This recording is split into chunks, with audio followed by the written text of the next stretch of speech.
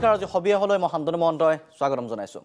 পুনৰ কেবৰ প্ৰসংগ আহি পৰিছে নাগৰিকত্ব সংশোধনী বিধেয়ক পুনৰবাৰ গৃহীত কৰাৰ বাবে দিল্লী তৎপৰ হৈ পৰিছে আৰু দেখা গৈছে অসমতো ৰাজ্য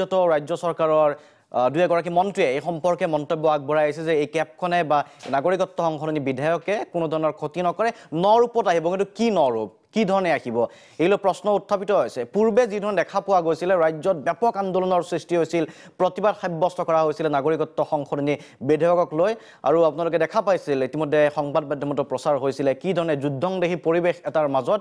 আসলতে সেই কেবখন গৃহীত নহল ৰাজ্যসভাত থমকি ৰৈছিল কেবৰ যি অশ্বমেধ আসলতে তেওঁলোকে যি ধৰণে তৎপৰতা চলাইছিল কেন্দ্ৰীয় চৰকাৰ বা বিজেপিয়ে কিন্তু এইবাৰ পুনৰ যেহেতু কেবৰ প্ৰসংগটো আহিছে চৰকাৰ হয়তো আৰু অধিক আত্মবিশ্বাসী যে কেব এইবাৰ গৃহীত কৰিবই তেওঁলোকে ইতিমধ্যে তেওঁলোকে নিশ্চিত প্ৰদান কৰিছে আৰু নিৰ্বাচনৰ সময়তো দেখা গৈছিল যে কেবৰ হয় কেব গৃহীত কৰিব বুলি তেওঁলোকে কৈ আহিছিল নিৰ্বাচনী প্ৰচাৰ সভাসমূহত অমিত শ্বাহে হওক বা প্ৰধানমন্ত্ৰী নৰেন্দ্ৰ মোদীয়ে হওক আৰু যি ধৰণে তেওঁলোকে প্ৰতিশ্ৰুতি দিছিল সেই প্ৰতিশ্ৰুতি লৈয়ে পুনৰ কেব এতিয়া গৃহীত কৰাৰ বাবে তৎপৰতা চলাইছে কিন্তু অসমৰ কি হ'ব উত্তৰ পূৰ্বাঞ্চলত যি ধৰণৰ ব্যাপক এক প্ৰতিবাদী সত্তা জাগ্ৰত হৈ উঠিছিল প্ৰতিবাদ সাব্যস্ত কৰিছিল চুবুৰীয়া ৰাজ্যসমূহে প্ৰতিবাদ সাব্যস্ত কৰিছিল এইবাৰো একেই প্ৰতিবাদ আমি দেখা পাম নে নাপাম এইবাৰো প্ৰতিবাদত সেও মানিবনে নামানে সেয়া এক ডাঙৰ প্ৰশ্ন ইতিমধ্যে নতুন ৰূপৰ কেব যেতিয়াৰ পৰা এই ধাৰণাটো দিবলৈ চেষ্টা কৰা হৈছে বিভিন্ন প্ৰসংগ উত্থাপিত হৈছে নতুন ৰূপ মানে কি ধৰণৰ নতুন ৰূপ হ'ব সংবাদ মাধ্যমতে হওক বা এই ধৰণৰ চৰ্চাও চলিছে যে এইবাৰ সম্ভৱতঃ উত্তৰ পূৰ্বাঞ্চলৰ অন্য ৰাজ্য কেইখনমানক এই আন্দোলনত সামিল নহবৰ বাবে কিছু হয়তো তাত ব্যৱস্থা থাকিবও পাৰে এই ধৰণৰ চৰ্চা চলিছে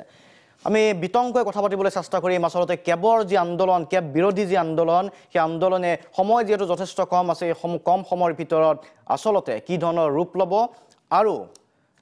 পাৰ্লিয়ামেণ্টত কেব গৃহীত হ'বনে নহয় যদি হয় আমাৰ কি ক্ষতি হ'ব এয়া পূৰ্বে আমি আলোচনা কৰিছিলোঁ নৰূপৰ কথাটো যিহেতু আহিছে তেওঁলোকে যি ধৰণে দাবী কৰিছে কোনো ক্ষতি নহয় দেখা যাব আমি বিতংকৈ আলোচনা কৰিম মই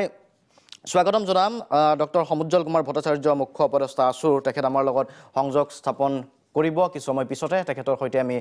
কথা পাতিম সম্পৰ্কে স্বাগতম জনাইছোঁ আমিনুল ইছলাম আছে বিধায়ক AIDF-ৰ স্বাগতম জনাইছোঁ অনুষ্ঠানৰ মাজলৈ তুলাৰাম গগৈ মুখপাত্ৰ অগপৰ স্বাগতম জনাইছোঁ দিলীপ শৰ্মা ডাঙৰীয়া মুখপাত্ৰ কংগ্ৰেছৰ স্বাগতম জনাইছোঁ পৰেশ মালাকাৰ ডাঙৰীয়া আছে সচিব প্ৰধান অসম নাগৰিক সমাজৰ স্বাগতম জনাইছোঁ আইনুদ্দিন আহমেদ কাৰ্যকৰী সভাপতি আমচুক স্বাগতম জনাইছোঁ ডক্টৰ জ্ঞানেন্দ্ৰ বৰ্মন আছে ৰাজনৈতিক বিশ্লেষক হিচাপে আপোনাকো আমি স্বাগতম জনাইছোঁ আমি এই সম্পৰ্কে কথা পাতিম ঠিক আছে মই প্ৰথমতে পৰেশ মালাকাৰ ডাঙৰীয়াৰ পৰা আৰম্ভ কৰিব বিচাৰিছোঁ সচিব প্ৰধান অসম নাগৰিক সমাজৰ আপোনালোকে বিগত সময়ছোৱাত ব্যাপক আপোনালোকে আন্দোলন বা প্ৰতিবাদী কাৰ্যসূচী গ্ৰহণ কৰি আহিছিল নাগৰিকত্ব সংশোধনী বিধেয়কৰ বিৰুদ্ধে সজোৰে মাত মাতি আহিছিল তাৰ পিছৰ মাজৰ সময়ছোৱা গ'ল নিৰ্বাচন গ'ল পুনৰ এতিয়া এইবাৰ অধিৱেশনতে তেওঁলোকৰ লোকসভাৰ যি চলি আছে আৰম্ভ হৈছে গতিকে তাতেই এইবাৰ পুনৰ গৃহীত কৰাৰ বাবে যোজা চলাইছে এক প্ৰকাৰ নিশ্চিত প্ৰদান কৰিছে যে এইবাৰ হ'বই তো এইবাৰ কি ধৰণৰ প্ৰতিবাদ হ'ব আৰু যিটো এটা ধাৰণা দিবলৈ চেষ্টা কৰি থকা হৈছে নৰূপত আহিব অসমত সৈমান নিয়াবলৈ কৈ থকা হৈছে মন্ত্ৰী হিমন্ত বিশ্ব শৰ্মাই কৈছে যে এটা প্ৰতিবাদৰ সময় হৈ উঠা নাই এটা নৰূপত আহিব কেব কোনো ক্ষতি নকৰে গতিকে আপোনালোকে কি ধৰণে বিশ্লেষণ কৰিছে গোটেই বিষয়টো প্ৰথম কথা হ'ল যে আমি প্ৰতিবাদ কৰিছিলোঁ কিন্তু আমাৰতো এটা নাগৰিক সমাজে গতিকে ইয়াত জোৰদাৰ বুলি ক'লে বৰ আমি ইয়াৰ প্ৰতিবাদ কৰিছিলোঁ কিন্তু ৰাস্তাত গৈ বা কিবা তেনেকুৱা ধৰণৰতো আমি কৰা নাই আমি ইয়াৰ আদৰ্শগতভাৱে আমি ইয়াৰ প্ৰতিবাদ কৰিছিলোঁ গোটেই আৰু ৰাইজক এটা আহ্বান দিছিলোঁ আৰু আমাৰ দৰে অন্যান্য অনুষ্ঠানো দিছিলে এতিয়া প্ৰশ্নটো হৈছে কেবক লৈ নাগৰিকত্ব সংশোধনী বিধেয়কক লৈ অসমত এটা কেনেকুৱা ধৰণৰ এটা হুলস্থুল হৈ গ'লে সময়ত হৈ যোৱাৰ পিছত নিৰ্বাচন হ'ল নিৰ্বাচনৰ পিছত এতিয়া আকৌ কেবৰ প্ৰশ্নটো উঠিছে চাবলৈ গ'লে এতিয়া মোক যদি আজি এইটোক লৈ পেলাই কোৱা হয় যে আপুনি কি ক'ব লগা আছে ক'ব লগাটো আৰু নতুনকৈ কি ক'ব লগা থাকিব যিখিনি ক'ব লগা আছিল সেইখিনিতো আমি ক'লোৱেই আগতে তাৰতো কোনো কেৰেক্টাৰ তাৰ কোনো চৰিত্ৰটোৰ কোনো পৰিৱৰ্তন হোৱা নাই ইয়াত আৰু নতুন কথা কি ক'ব লগা আছে আগৰে যিবোৰ কথা আছিল সেইবোৰকে নতুনকৈ ক'ব সেইবোৰকে ক'ব লাগিব দোহাৰিব লাগিব কোৱা নহয় দোহাৰিব লাগিব কিন্তু গুৰুত্বপূৰ্ণ প্ৰশ্নটো হৈছে যে নতুন ৰূপত যে কেব আহিব এই নতুন ৰূপটো কি এই নতুন ৰূপটো কি আমি এতিয়ালৈকে গম নাপাম কিন্তু তাত এটা গুৰুত্বপূৰ্ণ কথা আছে সেইটো হৈছে যে বিজেপি চৰকাৰৰ তেওঁলোকৰ যিটো লক্ষণ তেওঁলোকৰ যিটো চৰিত্ৰ সেইটো আমি ইতিমধ্যে গম পাইছোঁ যে তেওঁলোকৰ হাতত সংখ্যাগৰিষ্ঠতা আছে গতিকে তেওঁলোকে ভাবে যে সংখ্যাগৰিষ্ঠ তেওঁলোকে গণতন্ত্ৰত যে আচলতে কেৱল সংখ্যাগৰিষ্ঠৰ যোগেদিয়ে যে সকলো কাম কৰা উচিত নহয় গণতন্ত্ৰৰ যিটো স্পিৰিট গণতন্ত্ৰৰ যিটো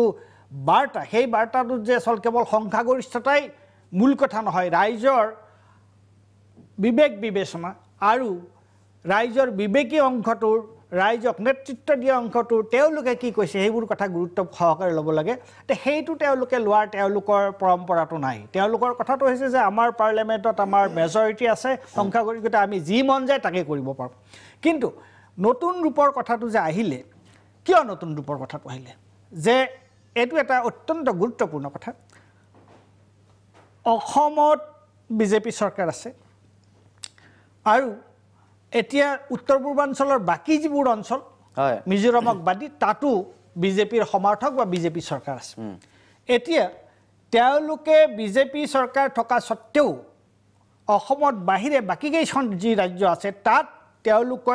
তেওঁলোকৰ যিটো স্থানীয় তেওঁলোকৰ যিটো ৰাজ্যখনৰ যিটো তেওঁলোকৰ যিটো পৰিচয় আত্মপৰিচয় বা ৰাজ্যখনৰ যিটো স্বাৰ্থ সেই স্বাৰ্থটো আগত ৰাখিহে তেওঁলোকে বিজেপিৰ লগত মিত্ৰতা কৰিছে তাত তেওঁলোকে নিজৰ ৰাজ্যখনৰ স্বাৰ্থটোক তেওঁলোকে বিসৰ্জন দিয়া নাই সাৰেণ্ডাৰ কৰা নাই কিন্তু অসমৰ ক্ষেত্ৰত তাৰ ওলোটা অসমৰ ক্ষেত্ৰত হৈছে যে বিজেপি চৰকাৰ গতিকে ৰাজ্য ভাষা পৰিচয় এইবিলাকৰ কোনো কথা নাই আমাক দিল্লীৰ মসনদত বহি থকা নেতাই যি কৈছে তেওঁলোকে যি কয় আমি সেয়া ক'ম আৰু অসমৰ কাৰণে লজ্জাজনক অত্যন্ত লজ্জাজনক নৰূপত কি থাকিব পাৰে বুলি ভাবে আপুনি নৰূপত কি আছে বাকি ৰাজ্যকেইখনত মই এই কথাটো কৈছোঁ লজ্জাজনক বুলি মই কৈছোঁ এইকাৰণে যে যিজন অসমৰ মুখ্যমন্ত্ৰীয়ে অসম আন্দোলনৰ যোগেদি এই গোটেই বস্তুটোৰ বিৰোধিতা কৰি তেওঁ মুখ্যমন্ত্ৰী হ'ল আৰু সেইজন মুখ্যমন্ত্ৰী এতিয়া জনসাধাৰণৰ যিটো মতামত সেইটো বাদ দি তেওঁলোকে কৰিছে গতিকে নৰূপত এতিয়াতো অনুমান কৰি কথাটো ক'বলৈ মুস্কিল কিন্তু যিহেতু উত্তৰ পূৰ্বাঞ্চলৰ বাকী যিবোৰ ৰাজ্য আছে তেওঁলোকে যিহেতু ইয়াৰ জোৰদাৰ প্ৰতিবাদ কৰিছে বিজেপিৰ অংশীদাৰ হোৱা সত্ত্বেও গতিকে তেওঁলোকে আৰু ইতিমধ্যে এইটো কৈছিলেও অমিত শ্বাহে কৈছিলে আৰু অন্যান্য তেওঁলোকৰ প্ৰবক্তাসকলে কৈছিলে যে আচলতে আমি উত্তৰ পূৰ্বাঞ্চলৰ বাকী ৰাজ্যবিলাকত এই বস্তুটো আমি নকৰোঁ বোধহয় তেনেকুৱা কিবা কথাটো ক'বলৈ মুস্কিল হয় কিন্তু যিটো কথা ওলাই আছে চৰ্চা হৈছে এতিয়া শেহতীয়া চৰ্চা সেইটো হৈ আছে যে হয়তো অসম আৰু ত্ৰিপুৰাৰ বাহিৰে বাকী যিকেইখন ৰাজ্য থাকিব সেই ৰাজ্যকেইখনক হয়তো এই আওতাৰ পৰা বাদ পেলাব পাৰে এই ধৰণৰ কথা এটা চৰ্চা চলিছে আচলতে কিমান দূৰ সম্ভৱ সেই কথাটো আমি নাজানো এই মুহূৰ্তত কিন্তু ব্যক্তিগতভাৱে মই মিজোৰামৰ মুখ্যমন্ত্ৰীৰ প্ৰেছ উপদেষ্টাৰ লগত যোগাযোগ কৰিছিলোঁ সম্পৰ্কে কথা পাতিছিলোঁ সুধিছিলোঁ এনেকুৱা ধৰণৰ কিবা কথা বতৰা আপোনালোকে শুনিছে নেকি কিন্তু তেখেতেও স্বীকাৰ কৰিছে যে এই কথাটো আমিও কিছু শুনিছোঁ গতিকে এই বাৰ্তাটো কিছু প্ৰেৰণ হৈছে বাৰ্তাটো কিছু স্প্ৰেড হৈছে নোখোৱা নহয় এয়া আনুষ্ঠানিকভাৱে শুনা নাই কিন্তু তেখেতে মোক টেলিফোনত কৈছে যে কথাটো আমিও শুনিছোঁ সেই ধৰণে গতিকে তাৰ লগতে মই অন্য এটা প্ৰশ্ন কৰিছিলোঁ যে আপোনালোকৰ স্থিতি কি হ'ব চৰকাৰীভাৱে কিবা জনাইছেনে উই অপ'জ কেব সেই কথাটো এই মুহূৰ্ততে কৈছে কিন্তু আচলতে অপ'জ কেব আৰু যিজনৰ প্ৰতিবাদ তাৰ মাজত পাৰ্থক্যটো এইবাৰ যদি সঁচাকৈ মিজোৰামক আঁতৰাই ৰাখে সেই স্বতঃস্ফূৰ্ত তেওঁলোকৰ প্ৰতিবাদ যিটো আমি বিগত সময়ছোৱাত দেখা পাইছিলোঁ এইবাৰ দেখা পাওঁ নে নাপাওঁ সেয়াও নিঃসন্দেহে লক্ষণীয় হ'ব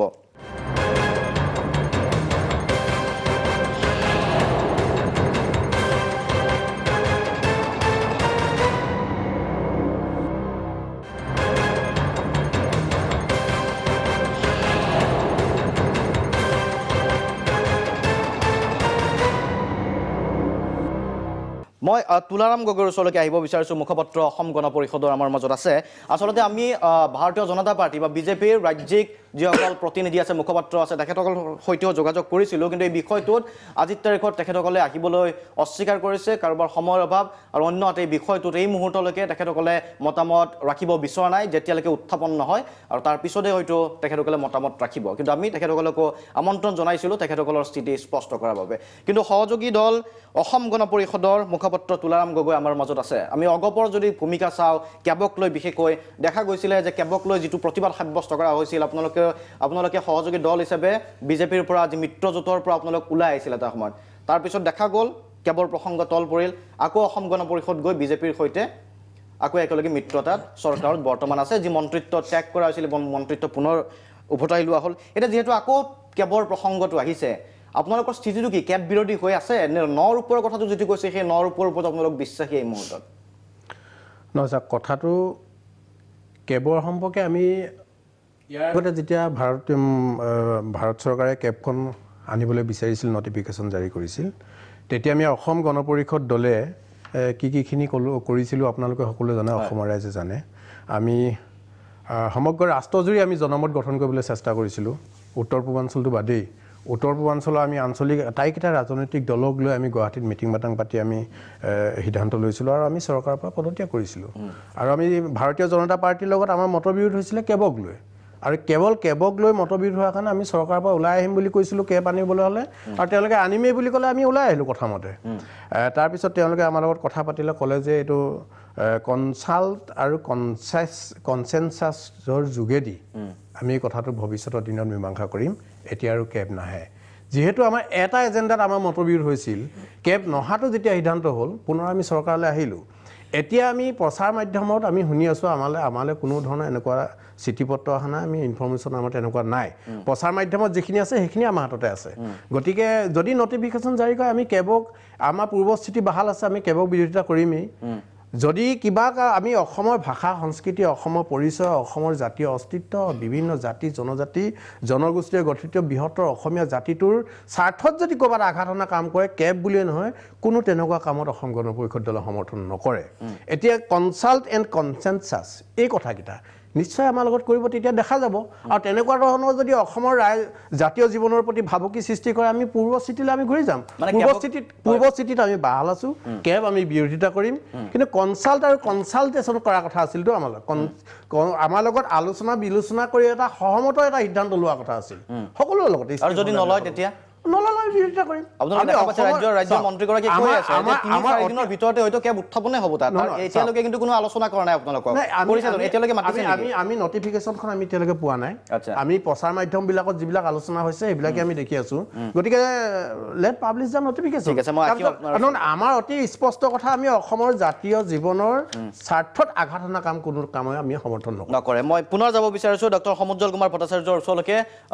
ডক্টৰ ভট্টাচাৰ্য, আপোনাৰ ওচৰলৈকে আহিছোঁ। এইবাৰ যদি আপুনি শুনি আছে, আমি জানিব বিচাৰিম যে ইতিমধ্যে এই জ্বলন্ত বিষয়ৰ ওপৰত বা জ্বলন্ত সময়ত আপোনালোকে নেচুৱে ইতিমধ্যে প্ৰতিবাদ সাব্যস্ত কৰিছে, কিন্তু যিটো মূল কথা, এইবাৰ নৰ ওপৰত কেব আহিছে বুলি কোৱা হৈছে। মন্ত্ৰী হিমন্ত বিশ্ব শৰ্মাই কৈ আছে যে প্ৰতিবাদ কৰিবলগীয়া সময় আহি পৰা নাই, কি আছে নৰ ওপৰত আহিছে, খিলঞ্জীয়া স্বাৰ্থ বিঘ্নিত নহয়। গতিকে এই যে নৰ ওপৰত এটা ধাৰণা দিয়া হৈছে, এই ধাৰণাটোক লৈ প্ৰতিবাদক সৈমান নিয়াবলৈ চেষ্টা কৰা হৈছে নেকি? নৰ ওপৰক লৈ আপোনালোক কিমান দূৰ আশাবাদী? নাই, প্ৰথম কথাটো হ'ল যে ভাৰতবৰ্ষত ধৰ্মৰ ভিত্তিত নাগৰিকত্ব দিয়াৰ নিয়ম নাই। গতিকে কেব, যিখন কেবৰ কথা আমি জানো, সেই কেবখন হ'ল সাম্প্ৰদায়িক, কাৰণ ধৰ্মৰ ভিতৰত নাগৰিকত্ব দিব। এই কেবখন হ'ল সাম্প্ৰদায়িক, এইখন অসাংবিধানিক, এইখন খিলঞ্জীয়া বিৰোধী, অসম চুক্তি উলংঘাকাৰী আৰু একমাত্ৰ অবৈধ বাংলাদেশীক ৰক্ষাকাৰী। আৰু সেইকাৰণে এই কেবখন আমি নামানো। এতিয়া প্ৰশ্নটো হ'ল, অসম আৰু উত্তৰ পূৰ্বাঞ্চল অবৈধ বাংলাদেশীৰ ডাষ্টবিন নহয়। এতিয়া অসমৰ ক্ষেত্ৰত ঐতিহাসিক অসম আন্দোলনৰ পিছত ঐতিহাসিক অসম চুক্তি সম্পাদিত হৈছিল। গোটেই ভাৰতবৰ্ষৰ বিদেশী চিনাক্তকৰণৰ তাৰিখ 48 চন, 1948। ঐতিহাসিক অসম আন্দোলন হ'ল বুজাবুজি চুক্তি, হ'ল সমস্যাটোৰ স্থায়ী সমাধানৰ স্বাৰ্থত মানৱীয়তাৰ দৃষ্টিভংগীৰে আন্তঃৰাষ্ট্ৰীয় সিদ্ধান্ত, ৰাষ্ট্ৰীয় প্ৰতিশ্ৰুতিৰ প্ৰতি লক্ষ্য ৰাখি অসম চুক্তি সম্পাদিত কৰা হৈছিল। আৰু তাত ঠিক হ'ল যে 71 চনলৈকে হিন্দু মুছলমান সকলো অসমত থাকিব, নাগৰিকত্ব লৈ থাকিব। সেই সময়ত কেন্দ্ৰীয় চৰকাৰে ভাৰতবৰ্ষৰ আন আন ৰাজ্যত বিদেশী ভগাই দিয়াৰ কোনো সিদ্ধান্ত নল'লে। অসমেই গোটেই ভাৰতবৰ্ষৰ হৈ এই সমস্যাটোৰ স্থায়ী সমাধানৰ স্বাৰ্থত 71লৈকে অহা হিন্দু মুছলমান সকলোৰে দায়িত্ব আমি ল'বলগীয়া হ'ল, নাগৰিকত্ব সহ। কিন্তু 71 পিছত অহা অবৈধ বাংলাদেশী হিন্দুৱে হওক বা মুছলমানেই হওক বহিষ্কাৰৰ প্ৰতিশ্ৰুতি দিয়া হ'ল অসম চুক্তিত। এতিয়া অসমৰ দৰে সৰু ৰাজ্য এখনে 71 পিছত অহা এজনো হিন্দু মুছলমান কোনো অবৈধ বাংলাদেশী বুজা আমি ল'ব নোৱাৰোঁ, আমি নলওঁ। এতিয়া কেন্দ্ৰীয় গৃহমন্ত্ৰীগৰাকীয়ে বক্তব্য দিছে, ইয়াৰ নেতাৰ সভাটো কৈছিল বা বেলেগৰ সভাটো আমি কোৱা দেখিছোঁ যে 2014 চনলৈকে অহা হিন্দু বাংলাদেশীক নাগৰিকত্ব দিব। অৰ্থাৎ অসম চুক্তি সম্পাদন হৈ যোৱাৰ পিছৰ 34 বছৰত অসমত থকা অবৈধ হিন্দু বাংলাদেশীক নাগৰিকত্ব দিয়া হ'ব। এইটো কেনেকৈ মানি লোৱা যাব এইটোতো চৰম অন্যায় অসম চুক্তি উলংঘা কৰা কোনো কথাই মানি ল'ব নোৱাৰোঁ 43 বছৰ অসমত বসবাস কৰা অবৈধ হিন্দু বাংলাদেশী নাগৰিকত্ব পাব আমি নেমানো আৰু তাৰ লগে লগে এইখন বিল পাছ হোৱাৰ লগে লগে বাংলাদেশত থকা হিন্দু বাংলাদেশী অসমলৈ আহিবলৈ উৎসাহিত হ'ব আমাৰ মুছলমান বাংলাদেশী আহিবলৈ উৎসাহিত হ'ব আমাৰ কথাটো হ'ল যে বিদেশী হিন্দুৱে হওক বা মুছলমানে হওক 71 পিছত হিন্দু মুছলমান কোনো বাংলাদেশী বুজা আমি ল'বলৈ প্ৰস্তুত নহয় আমি নলওঁ আৰু এইখনৰ জৰিয়তে অসমৰ খিলঞ্জীয়া মানুহৰ বিভিন্ন জাতি জনজাতি জনগোষ্ঠী ধৰ্মাৱলম্বী লোকেৰে গঠিত খিলঞ্জীয়া মানুহৰ আমাৰ অসমত থকা প্ৰভুত্ব আমাৰ নিৰন্তৰ নোহোৱা কৰিবলৈ বিচৰা হৈছে আমাৰ হাতত থকা খিলঞ্জীয়া মানুহৰ হাতত থকা নিৰ্ণায়ক অধিকাৰ কাঢ়ি নিব খোজা হৈছে এইটোৱে তেওঁলোকৰ মূল বিষয় ভোট বেংক লাগে বিজেপি নেতৃত্বাধীন চৰকাৰক লাগে ভোট বেংক আৰু তেওঁলোকৰ হাতত আছে সংখ্যা গতিকে সংখ্যা আছে কাৰণেই তেওঁলোকক বাংলাদেশী ভোট লাগে কাৰণে যিকোনো সিদ্ধান্ত আমাৰ ওপৰত জাপি দিব আৰু আমি শুনি থাকিব লাগিব মানি ল'ব লাগিব আমি সহি থাকিব লাগিব নেমানো আমি আৰু সেইকাৰণে অসম ভিত্তিক আন্দোলন হৈছে সুদৰ্শন ছাত্ৰ সন্থাৰ 30টা জনগোষ্ঠীয় সংগঠনে আন্দোলন আৰম্ভ কৰিছে আৰু উত্তৰ পূৰ্বাঞ্চল ছাত্ৰ সংগঠন নেচয় উত্তৰ পূৰ্বাঞ্চল ধৰি আন্দোলন আৰম্ভ কৰিছে আৰু আজি উত্তৰ পূৰ্বাঞ্চলৰ 7খন ৰাজ্যত ইয়াৰ প্ৰতিবাদ হৈছে 7খন ৰাজ্যত একেলগে প্ৰতিবাদ হৈছে গতিকে এই কেবৰ বিৰুদ্ধে আমি আন্দোলন আমাৰ চলিবই কাৰণ গণতান্ত্ৰিকভাৱে ইয়াৰ বিৰুদ্ধে আমি মাত মাতি যামেই তেওঁলোকক বাংলাদেশী ভোট লাগে তেওঁলোকৰ হাতত সংখ্যা আছে সেইকাৰণে আমাৰ ওপৰত সিদ্ধান্ত জাপি দিব আমি সহিব লাগিব নহওঁ আমি নামানো সেইটোৱে মূল বিষয় এইবাৰ এই বিষয়টো চৰ্চিত হৈছে যে নৰূপত কেব আহিব অৰ্থাৎ এই ধৰণে হ'ব পাৰে যে অসম আৰু ত্ৰিপুৰাক বাদ দি হয়তো অন্য ৰাজ্যসমূহক এই বোজা নিদিব পাৰে তেতিয়া নেচৰ ভূমিকাটো কি হ'ব অন্য ৰাজ্যসমূহে বিগত সময়ছোৱাত যিজনে প্ৰতিবাদ সাব্যস্ত কৰিছিল এইবাৰো প্ৰতিবাদ সাব্যস্ত কৰিবনে নকৰে আছুৰ সৈতে সহযোগ কৰিবনে নকৰে তেতিয়া ঠিক আছে সংযোগ বিচ্ছিন্ন হৈছে আমি পুনৰ ৰাখিম ভট্টাচাৰ্য ডাঙৰীয়াৰ ওচৰলৈকে একেটা প্ৰশ্ন লৈ কিন্তু মই এইবাৰ ৰাখিব বিচাৰিছোঁ ডক্টৰ জ্ঞানেন্দ্ৰ বৰ্মন আপোনাৰ ওচৰলৈকে কেব বা নৰূপৰ কেবৰ আপুনি সপক্ষে আছে নে বিপক্ষে আছে এতিয়া মূল বিষয়টো হ'ল যিটো নটিফিকেশ্যন অহা কথা চলি আছে আপোনাৰ নৰূপত অহা চলি আছে চ' মই ভাবোঁ অপেক্ষা কৰা উচিত ৰাইজে আৰু সংগঠনসমূহ যে কি ৰূপত আহে কাৰণ আমি জানো যে কেবটো এটা ৰাষ্ট্ৰীয় এখন বিল আপোনাৰ ৰাষ্ট্ৰীয় বিল তাত যিটো সংশোধন কৰিব বিচৰা হৈছে গতিকে ইয়াত কেইবাটাও বিষয় আছে আপোনাৰ দেশ বিভাজনৰ ইতিহাসৰ আৰু জড়িত হৈ আছে দেশ বিভাজনৰ যি ৰাজনৈতিক সীমাৰেখা টানিলে ৰাজনৈতিক যি বৰ্ডাৰ সেই বৰ্ডাৰৰ সিপিনীয়ে যিসকল মানুহ থাকি গ'ল যিসকলে দেশৰ স্বাধীনতা সংগ্ৰামত ভাগ লৈছিলে আপোনাৰ কিন্তু নেতৃবৃন্দৰ ভুলৰ কাৰণে হওক বা ব্ৰিটিছ পলিচিৰ কাৰণে হওক তেওঁলোকে নিবিচৰা ধৰণে আনটো অংশত থাকি গ'ল সেইখিনিৰ কাৰণে ডিছপ্লেছড যিখিনি পিপল তাৰ কাৰণে এটা নেশ্যনেল কমিটমেণ্ট আছিলে নেশ্যনেল পাৰ্চপেক্টিভত অসমৰ বিষয়টোত চেঞ্চিটিভিটি আছে সেইটো অস্বীকাৰ কৰা নাযায় কিন্তু নেশ্যনেল পাৰ্চপেক্টিভত আপোনাৰ সেইমত পণ্ডিত জৱাহৰলাল নেহৰুৱে কৈছিলে ঘোষণা কৰিছিলে আপোনাৰ 15 আগষ্ট তাৰিখে আপোনাৰ 1947 চনত কৈছিলে there is no doubt of course those displaced persons who have come to settle in India are bound to have their citizenship আৰু কৈছিলে if the law is inadequate in this respect the law should be changed এটা strong national commitment আছিলে কনচেনচাছ আছিলে যে যিখিনি ডিছপ্লেছড মানুহ আছিলে উদ্দাস্ত মানুহ আছিলে সেইখিনিক নাগৰিকত্ব আশ্ৰয় দিব লাগে নাগৰিকত্ব দিব লাগে সেইটো নেশ্যনেল কমিটমেণ্ট আছিলে আমাৰ ভাৰতীয় নেতাসকলৰ ফালৰ পৰা চৰকাৰৰ ফালৰ পৰা সেই সময়ৰ যিখিনি ডিবেট আপুনি যদি চাই দেখিব সেই ডিবেটবিলাকতো আপোনাৰ এই কথা সমস্যৰে প্ৰকাশ কৰা হৈছিলে যে যিখিনি নিৰ্যাতিত আজি কাৰণ কিয় পাকিস্তান সেই সময়ত আপোনাৰ ধৰ্মীয় থিঅক্ৰেটিক ষ্টেট হৈ গ'ল তাত আপোনাৰ আন মানুহখিনি আপোনাৰ নিৰ্যাতনৰ ভোগ কৰিব লগা হ'ল সেইখিনি মানুহ ভাৰতত শিখ মানুহক হিন্দু পাৰ্চী খ্ৰীষ্টান সেইখিনি আশ্ৰয় দিয়াৰ কথাটো ভাৰতে নৈতিক দায়িত্ব হৈছে ভাৰতে স্বীকাৰ কৰি লৈছে আপোনাৰ আৰু সেই দিশত এতিয়া কাম কৰিব গৈ আছে কিন্তু অসমৰ ক্ষেত্ৰত যেহেতু আছে সেই প্ৰসংগই পাতিব লাগিব উত্তৰ পূৰ্বাঞ্চল যিহেতু সমস্যাটো ডাঙৰ সমস্যা অসমৰ ক্ষেত্ৰত অসমৰ বৃহত্তৰ অসমীয়া জাতিয়ে দুটা সমস্যাৰ সন্মুখীন হৈছে দীৰ্ঘদিন ধৰি পেলাই অসম আন্দোলন বা তাৰ আগৰ পৰা এটা মাত্ৰ ভাষিক এটা ধাৰ্মিক আমি কেতিয়াবা এটা স্বীকাৰ কৰোঁ এটা স্বীকাৰ নকৰোঁ এইটো সমস্যা কিন্তু দুইটা সমস্যাই স্বীকাৰ কৰা উচিত স্বীকাৰ কৰি পেলাই কি ষ্ট্ৰেটেজি বনাব পাৰে সেইটো আগবঢ়া উচিত এতিয়া কথাটো হ'ল ভাষিক সমস্যা আহিছে ভাষিক সমস্যাটো জানিলে তথ্যৰ ভিত্তিত ষ্টাডি কৰিব বিচাৰে ভাষিক সমস্যাটো ক'ৰ পৰা আহিছে আপোনাৰ জনিয়া বাগবৰ চেঙাদিত অসমীয়া ভাষীৰ সংখ্যা এলাৰ্মিংলি কমিছে আপোনাৰ ডেটছ এ ফেক্ট মই যিটো লিংগুইষ্টিক সেন্সাৰৰ ডাটাটো দিছোঁ আমি সমস্যাটো ক'ৰ পৰা আহিছে সমস্যাটো স্বীকাৰ কৰি পেলাই আগবাঢ়িব লাগিব আৰু এটা মাত্ৰা আছে ধাৰ্মিক সেই মাত্ৰাটো আমি বহুত সময়ত সাম্প্ৰদায়িক বুলি অস্বীকাৰ কৰিব বিচাৰোঁ কিন্তু তাক এড্ৰেছ কৰিব লাগিব আমি জানিব লাগিব চিলেট আমাৰ পৰা কিয় আঁতৰি গৈছিল চিলেট এইকাৰণে আমাৰ পৰা আঁতৰি গৈছিলে যে আমাৰ মানুহখিনি সনাতনী মানুহখিনি তাত সংখ্যা লঘু হৈ পৰিছিলে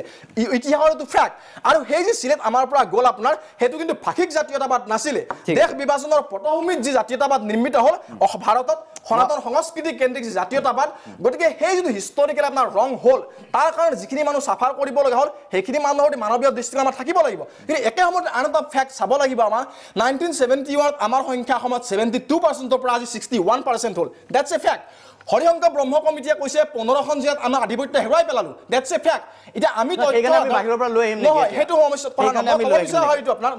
ষ্ট্ৰেটেজিকেলি আগবাঢ়িব লাগিব আজি মিজোৰামৰ পৰা যদি ইজৰাইলে ইহুদি মানুহ নি পেলাই অস্তিত্ব ৰক্ষা কৰাৰ ষ্ট্ৰাগল কৰিব পাৰে আমি কি ষ্ট্ৰেটেজি আগবঢ়াব লাগিব মই ক'ব খুজিছোঁ আপোনাক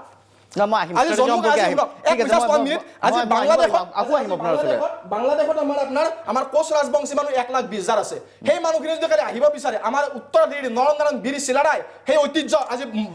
আপোনাৰ ধন্যবাদ তেওঁলোকে আহিব বিচাৰিছে নেকি সেইটো এটা প্ৰশ্ন সেইখিনি মানুহ আহিব বিচাৰে আজি বঙাইগাঁৱত আপোনাৰ নৰনাৰায়ণৰ উত্তৰাধিকাৰৰ আধিপত্য থকা উচিত চিলাৰে উত্তৰাধিকাৰৰ আধিপত্য থকা উচিত কিন্তু আজি তাত বঙাইগাঁৱত কি হৈছে আমাৰ সংখ্যা 64% আছিলে 91 এতিয়া 48% পাইছে ভাবু কি ক'ৰ পৰা আহিছে বস্তুনিষ্ঠ আপোনাৰ প্ৰশ্নৰ উত্তৰ দিব আমাৰ অন্য পেনেলিষ্টসকলো আছে মই আহিম আপোনাৰ প্ৰসংগলৈ আচলতে আপুনি আপোনাৰ স্থিতি ব্যক্ত কৰিছে কিন্তু যি ধৰণৰ সমস্যাৰ কথা আজি অসমে কৈ আহিছে সেই সমস্যাৰ পৰা আচলতে কি ধৰণে মুক্ত হ'ব লাগিব সেয়া ডাঙৰ প্ৰশ্ন এই মুহূৰ্তত এটা বাণিজ্যিক বিৰতি উভতি আহিম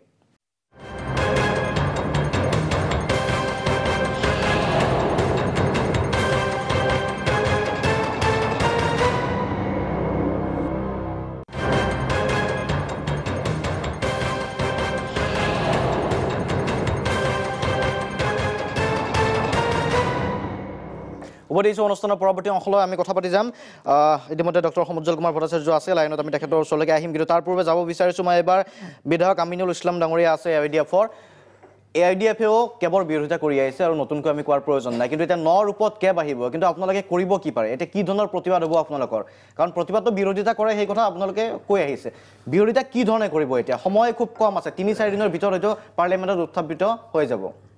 এতিয়া চাওক প্ৰথম কথাটো হ'ল যে 9 ৰূপত যে কেব আহিব এই কথাটোৱে ডাবল মিনিং কঢ়িয়াই আনে এগৰাকী মন্ত্ৰীয়ে ক'ব বিচাৰিছে যেন এইটো অসমবাসীৰ কাৰণে কোনো ক্ষতি নহয় বা খিলঞ্জীয়াৰ কাৰণে আকৌ কোনোবাই কৈ আছে যিটো অধিক ভয়ংকৰ হ'ব আগত যিটো ড্ৰাফ্ট আছিলে আৰু এই কথাটো ইতিমধ্যে সংবাদ মাধ্যমত কিছুমানত ওলাই গ'ল যে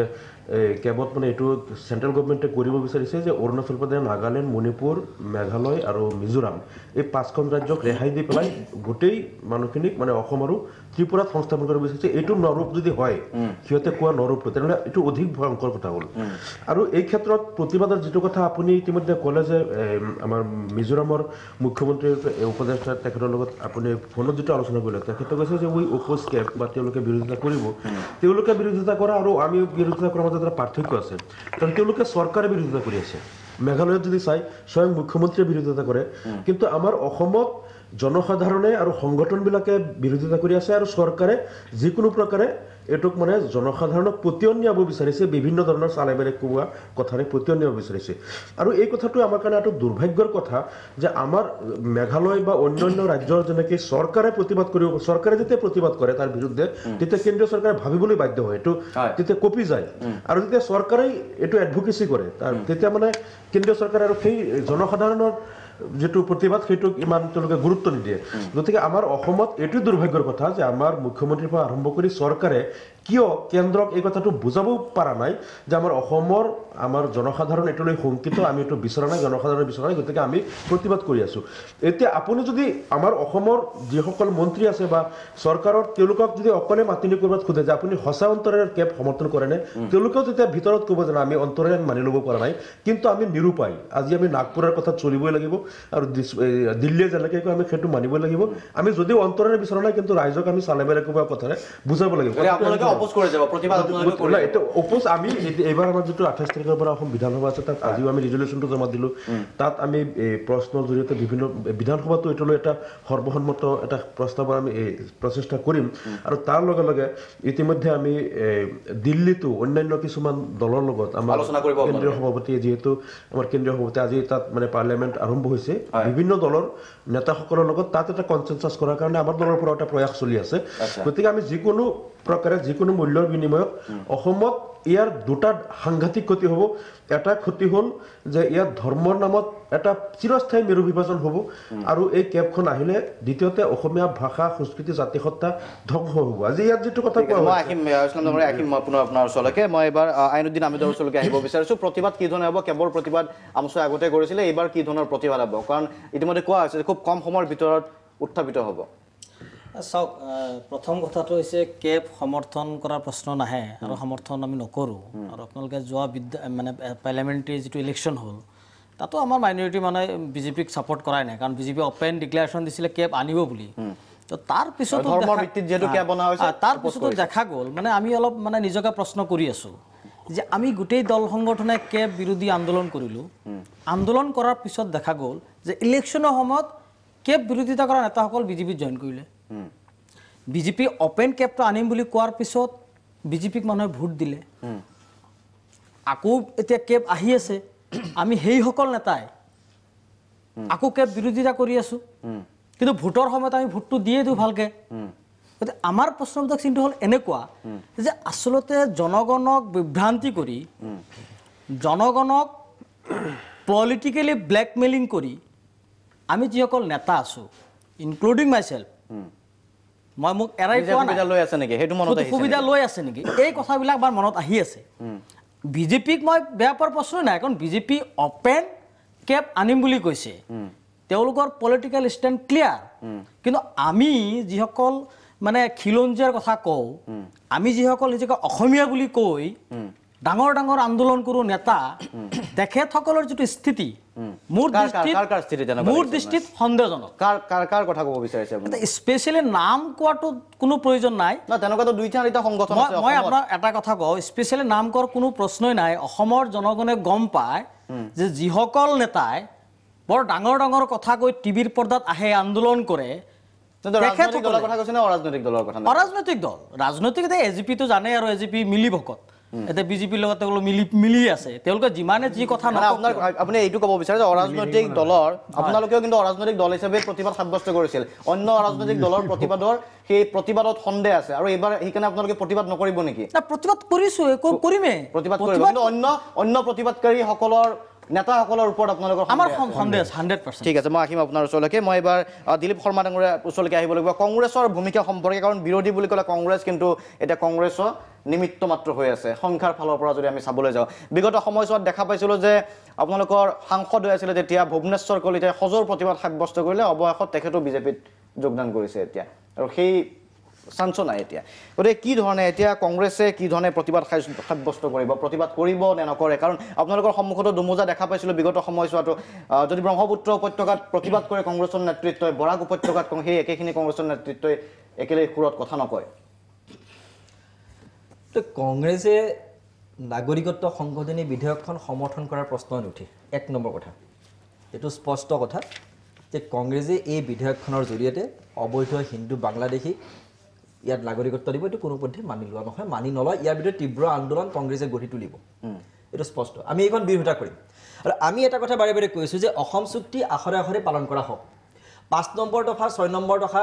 কোনো ধৰণৰ ভায়োলেশ্যন কৰাটো আমি বিচৰা নাই এইবোৰ যদি অনা হয় তেতিয়াহ'লে 5 নম্বৰ দফা 6 নম্বৰ দফা সম্পূৰ্ণভাৱে ভায়োলেশ্যন কৰা হৈ যাব আমি বিচাৰিছোঁ অসম চুক্তিখন সম্পূৰ্ণভাৱে ৰূপায়ণ কৰা হওক আখৰে আখৰে ৰূপায়ণ কৰক সেইখন ৰূপায়ণ কৰিবলৈ গ'লে এই কথাবোৰ তেতিয়া নাহে কেৱল কথাবোৰ নাহে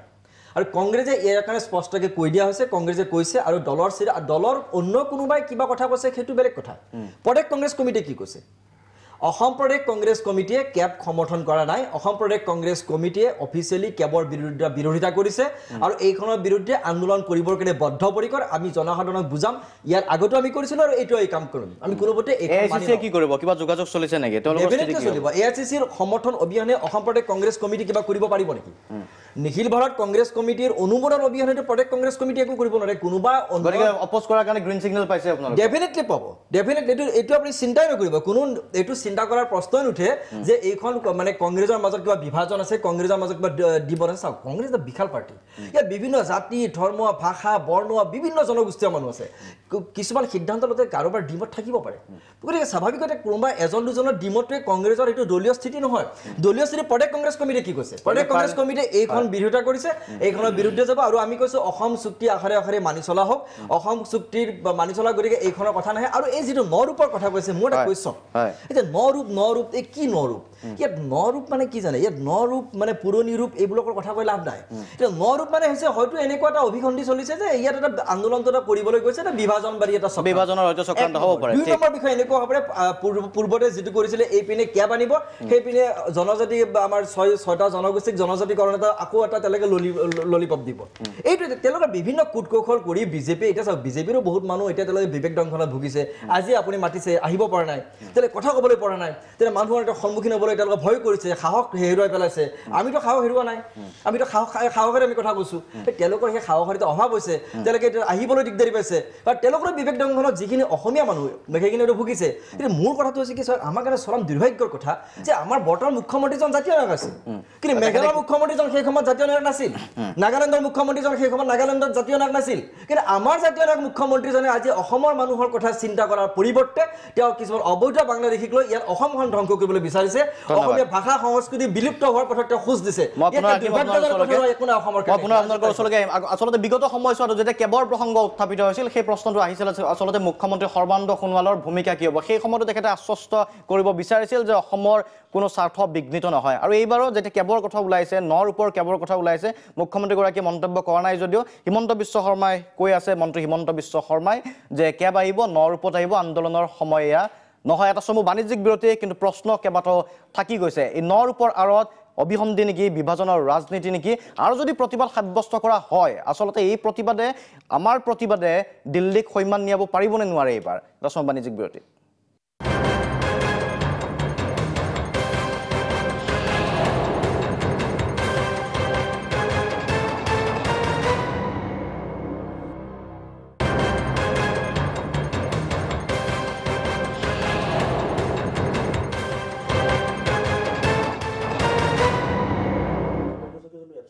উভতি আহিছোঁ অনুষ্ঠানৰ পৰৱৰ্তী অংশলৈ কেবৰ প্ৰসংগ পুনৰ উত্থাপিত হৈছে মই এবাৰ পুনৰ ডক্টৰ সমুজ্জ্বল কুমাৰ ভট্টাচাৰ্যৰ ওচৰলৈকে আহিব বিচাৰিছোঁ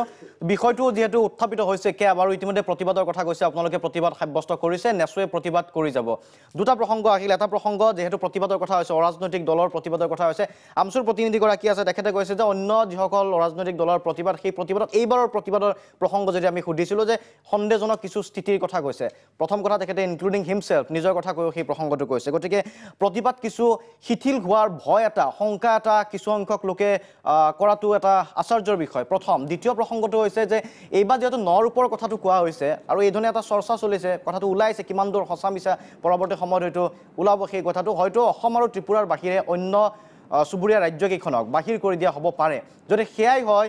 নেচুৱে যি ধৰণৰ প্ৰতিবাদ বা চুবুৰীয়া ৰাজ্যসমূহৰ পৰা যি ধৰণৰ প্ৰতিবাদৰ ভাষা আহে সেই প্ৰতিবাদ সমানে শক্তিশালী হ'ব নে এইবাৰ সময় খুব কম আছে যোৱাবাৰ বিগত সময়ছোৱাত আপোনালোকে দেখা পোৱা গৈছিল যে বিভিন্ন ধৰণৰ ৰাজনৈতিক দলৰ প্ৰতিনিধিকো সাক্ষাৎ কৰিছিল পাৰ্লিয়ামেণ্টৰ সময়ত বা তেখেতসকলকো সৈমান নিয়াবলৈ চেষ্টা কৰিছিল ৰাজনৈতিক দলসমূহতো এইবাৰ ৰণনীতিটো কি ধৰণে লৈ আগবাঢ়িব বুলি ভাবে আপুনি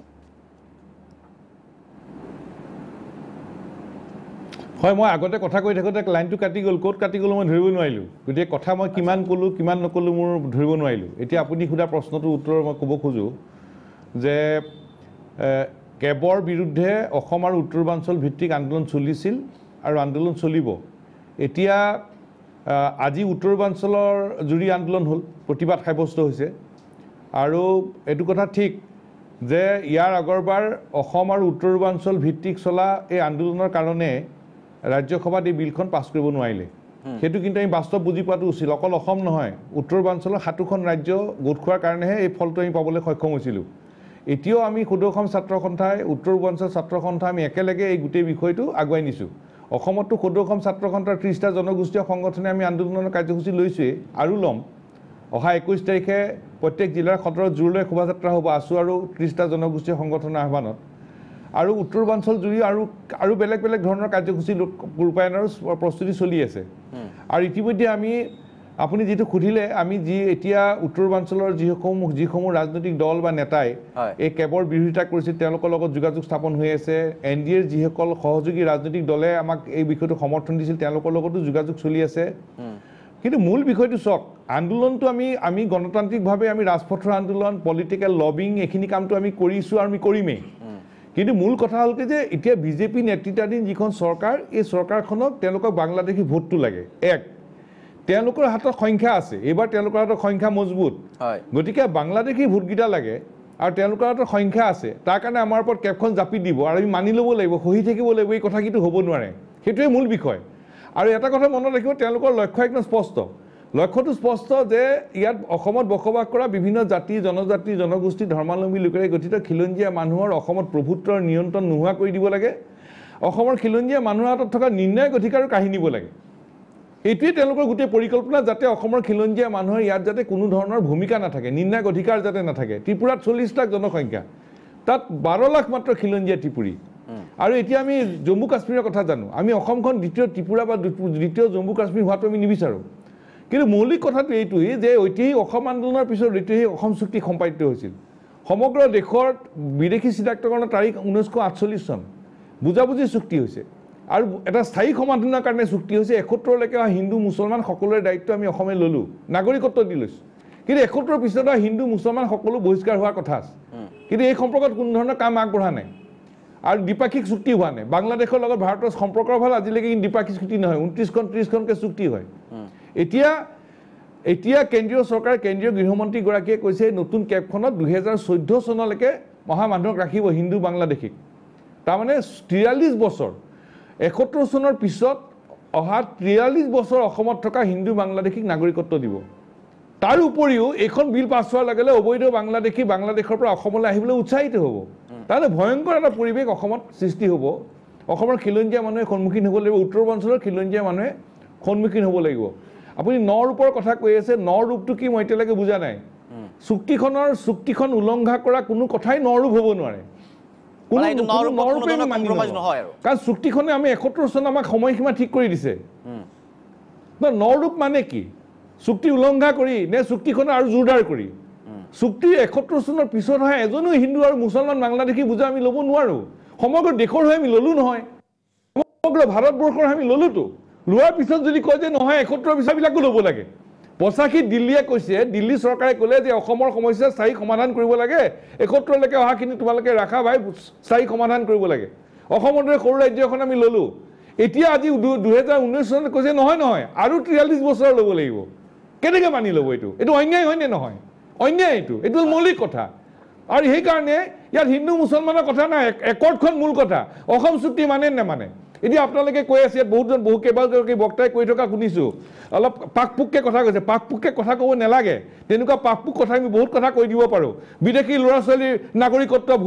জন্মসূত্ৰে নাগৰিকত্ব সমৰ্থন কৰে নে নকৰে মই যদি প্ৰশ্ন কৰোঁ আপোনালোকৰ পেনেলিষ্ট কেইজনে ক'ব জন্মসূত্ৰে বাংলাদেশী ইয়াত যিসকলে নাগৰিকত্ব পাইছে তেওঁলোকক দিব লাগে নালাগে আমাৰ মতে নালাগে এফালে ক'ব চুক্তি মানিম আৰু এফালে ক'ব বিদেশী সতি সন্ততি জন্মসূত্ৰে নাগৰিকত্ব পাব 71 পিছত অকল এইটো দুমুখীয়া কথা মই পাকপুককৈ ক'ব খোজা নাই মোৰ মুখখন খুলি নল'ব দ্বিতীয় কথাটো হ'ল আপোনাৰ আজি পেনেলিষ্ট বহুতে কৈ আছে যে নিৰ্বাচনৰ সময়ত মানুহে ভোট দিছে মানুহে ভোট দিয়াটো গণতান্ত্ৰিক অধিকাৰ কিন্তু পঞ্চায়ত ইলেকশ্যন আৰু লোকসভা ইলেকশ্যনত কেবটো কিন্তু ৰেফাৰেণ্ডাম নাছিল ইলেকশ্যন ইছ্যু নাছিল পঞ্চায়ত ইলেকশ্যন লোকেল ইছ্যুবিলাক ইলেকশ্যন আছিল সেইটোকে যদি কয় এইটো মেণ্ডেট এইটো ভুল ভ্ৰান্ত ধাৰণা বিভ্ৰান্তি সৃষ্টি কৰাৰ এটা অপকৌশল লোকসভা ইলেকশ্যনৰ সময়ত আমি সদৌ অসম ছাত্ৰ সন্থাই কৈ দিছিলোঁ যে এইবাৰ কিন্তু লোকসভা ইলেকশ্যনৰ কেবটো কিন্তু ইলেকশ্যন ইছ্যু নহয় ৰেফাৰেণ্ডাম হ'ব নোৱাৰে চুক্তি স্বাক্ষৰকাৰী সদৌ অসম ছাত্ৰ সন্থা আমি ইলেকশ্যনৰ আমি পাৰ্টি নহয় কাৰণ আমি অৰাজনৈতিক সংগঠন পাৰ্টি নহ'লে এইটো ৰেফাৰেণ্ডাম হ'ব নোৱাৰে এইটো কিন্তু ইলেকশ্যনৰ আগতে আমি কৈ দিছিলোঁ মই কেৱল আপোনালোকক এটা কথা মনত পেলাই দিব খোজোঁ যে যোৱাবাৰ বিধানসভা নিৰ্বাচনত সন্মানীয় মুখ্যমন্ত্ৰী সৰ্বানন্দ সোণোৱাল আন কেবিনেট মন্ত্ৰী বা বিধায়ক যিসকলে ৰাইজক এটা প্ৰতিশ্ৰুতি দি ভিছন ডকুমেণ্টৰ জোৰত ৰাইজক ভিছন ডকুমেণ্ট দেখুৱাই ক্ষমতালৈ আহিছিল সেইখন ভিছন ডকুমেণ্টত কি কৈছিল যে অসম চুক্তিক আখৰে আখৰে ৰূপায়ণ কৰিম অসম চুক্তিক আখৰে আখৰে ৰূপায়ণ কৰিম বুলি ভিছন ডকুমেণ্ট ৰাইজক দি সেইখনৰ ওপৰতে ইলেকশ্যন খেলি আজি সন্মানীয় মুখ্যমন্ত্ৰী মন্ত্ৰী বিধায়ক হৈ আছে এই ভিছন ডকুমেণ্টত কিন্তু অসম চুক্তিক আখৰে আখৰে ৰূপায়ণ কৰাৰ কথা আছিল সেইটোৱেই মূল বিষয় আপুনি এটা কথা উত্থাপন কৰিছে যে তেওঁলোকে এই চৰকাৰখনে এতিয়া যি সংখ্যা যিহেতু আছে যি বিচাৰে তাকে কৰিব পাৰে মই এই কথাটো এইকাৰণে কৈছোঁ যে সময় কম আছে হয়তো এইবাৰ সংখ্যা আছে বাবে তেওঁলোকে গৃহীত কৰাই দিব পাৰে গতিকে আপুনি কি অনুভৱ কৰে যে অসমৰ যিটো প্ৰতিবাদ বা যিটো প্ৰতিবাদৰ কথা কৈ থকা হৈছে আমি যিটো দেখা পাইছিলোঁ বিগত সময়ছোৱাত এই প্ৰতিবাদত তেওঁলোক সৈমান যাব নে নাযাব এইবাৰ আমি সৈমান কৰিব পাৰিম নে নোৱাৰিম কি ভাবে আপুনি সংখ্যা যিহেতু তেওঁলোকৰ ওচৰত মজবুত এইবাৰ চাওক এটা কথা ঠিক গণতান্ত্ৰিক আন্দোলনৰ বাহিৰে আমাৰ সন্মুখত কিয় বেলেগ পথ আছে নেকি গণতান্ত্ৰিক আন্দোলনৰ বাহিৰে বেলেগ পথ নাই হয় গণতান্ত্ৰিক আন্দোলনৰ পথে ল'ব লাগিব ইয়াৰ আগৰবাৰতো আন্দোলন কৰোঁতে কৈছে ইয়াতকৈ আৰু অধিক শক্তিশালী হ'ব লাগে ৰাজপথৰ আন্দোলনৰ লগত পলিটিকেল লবিং লাগিব এতিয়া তেওঁলোকে এইবাৰ ইলেকশ্যনত ক'লে আমি আনিমেই যেতিয়া ৰাজ্যসভাত পাছ কৰিব নোৱাৰিলে যেতিয়া NDAৰ যিবোৰ ৰাজনৈতিক পাৰ্টনাৰ আছিল বিহাৰৰ মুখ্যমন্ত্ৰী নীতিশ কুমাৰ ডাঙৰীয়া শিৱসেনা আকালি দল চবৰ লগত আমি কথা বতৰা পাতে যেতিয়া আমাক সমৰ্থন দিলে মেঘালয়ৰ মুখ্যমন্ত্ৰী মিজোৰামৰ মুখ্যমন্ত্ৰী নেচো গোটেই উত্তৰ পূৰ্বাঞ্চল যেতিয়া জাগি উঠিল তেতিয়া বিলখন পাছ কৰিব নোৱাৰিলে মূল কথা সেইটো অসম আৰু উত্তৰ পূৰ্বাঞ্চলৰ ৰাইজৰ এটা সংঘবদ্ধ প্ৰচেষ্টাৰ কাৰণে বিলখন নাহিল নহাৰ লগে লগে তেওঁলোকে আহি কৈ গ'ল যে নহয় বিল এবাৰ আনিমেই কাৰণ তেওঁলোকৰ ভোট বেংকটো ৰক্ষা কৰিব লাগে বিলখন নহাৰ লগে লগে তেওঁলোকৰ ভোট বেংকত হতাশা আহি গ'ল যে তোমালোকে আমাক ভোট দিম বুলি তোমালোকে আমাক খুচুলাইছিলা এতিয়া দেখোন আমাৰ বিলখনে নানিলা লগে লগে তেওঁলোকে কৈ গ'ল নহয় বিল আমি আনিম ক্ষমতালৈ আহিলে আনিম অৰ্থাৎ ভোট বেংক মই যিটো কথা কৈ আছোঁ অবৈধ বাংলাদেশীৰ ভোটকেইটা তেওঁলোকক লাগে তাৰ কাৰণে অসমৰ খিলঞ্জীয়া মানুহ উত্তৰ পূৰ্বাঞ্চলৰ খিলঞ্জীয়া মানুহৰ স্বাৰ্থত জলাঞ্জলি যাক তাত কোনো ক'বলগীয়া নাই আমাক ছেকেণ্ড ক্লাছ চিটিজেন হিচাপে ইয়াত ট্ৰিট কৰিব সেইটোৱে তেওঁলোকৰ পৰিকল্পনা অসমৰ খিলঞ্জীয়া মানুহৰ ভোটৰ প্ৰয়োজন নাই অলপ ভোট পালে হ'ল বাকী তেওঁলোকে আমাৰ যিটো নিৰ্ণায়ক অধিকাৰ কাঢ়ি নিব খোজা হৈছে সেই কথাটোকে আমি নেমানো আৰু সেই কথাটোৰ কাৰণে সংখ্যা থাকিব পাৰে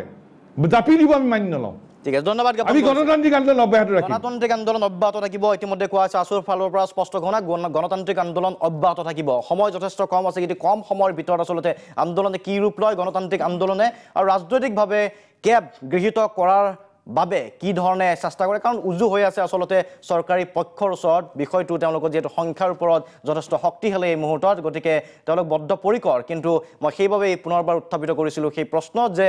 আচলতে আমাৰ এইবাৰৰ প্ৰতিবাদত দিল্লী সৈমান যাবনে নাযায় সেয়া ডাঙৰ প্ৰশ্ন আৰু ৰণনীতি লৈ হয়তো আগবাঢ়িব লাগিব এটা সময় বাণিজ্যিক বিৰতি উভতি আহিম